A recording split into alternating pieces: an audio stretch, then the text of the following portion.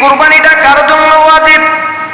ফুকাহায়ে কেরাম, মুহাদ্দিসে কেরাম বলেন, যারা সামর্থ্য থাকে নেশা পরিমাণ মাল অর্থাৎ 52.5 তোলা রূপ্য, অর্থাৎ বাংলাদেশের বাজারে যদি 60 থেকে 70,000 টাকা কারোর কাছে 1 বছর চলাফেরা করার পরে, খাওয়া দাওয়া সবকিছু স্বাভাবিক করার থাকার পরে কেউ যদি এতটুকু পরিমাণ পয়সার মালিক হয়, তার পক্ষে কোরবানি দেওয়া ওয়াজিব।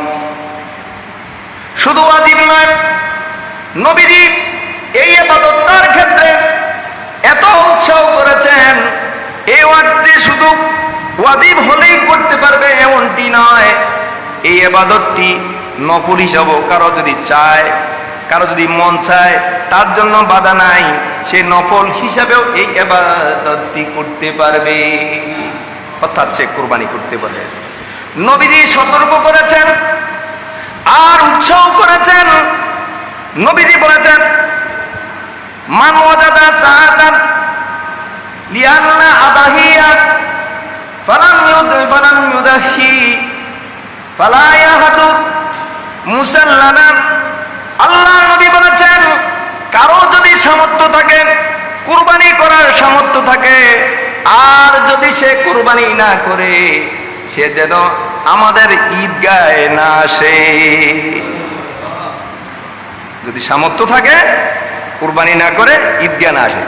আরেক বর্ণনায় বলেছেন, লা আকরাবান্না মুসাল্লানা, সে যেন আমাদের ঈদগাহের মুসল্লার কাছেও না আসে। আমাদের সামর্থ্য আছে, কুরবানি করে নাই, সে যেন ঈদগাহের কাছে দাঁড়ে ফাঁসেও না আসে, নবীজি সতর্ক করেছেন। আর মুসলিম ইমানদারদেরকে উৎসাহ করেছেন, ও ইমানদারেরা, ও আমার উম্মতেরা, তোমাদের যদি সামর্থ্য থাকে কোরবানি তো করবেই, আর যদি কৃপণতা করে, অবহেলা করে, আমার ইব্রাহিম আলাইহিস সালামের সুন্নতকে তুমি অবহেলা করে না করো, তাহলে সতর্ক থাকো, আমার মুসল্লা, আমার ঈদগাহের আশেপাশে তোমার স্থান নাই। তাহলে আল্লাহ আমাদেরকে, যাদেরকে সামর্থ্য দিয়েছেন তারা তো করবই, কারো যদি মনে চায় তাও করার জন্য কি এই হাদিস দ্বারা উৎসাহ সৃষ্টি করেছে যে ইবাদতটা করার জন্য। এখন এই ইবাদতটা কখন?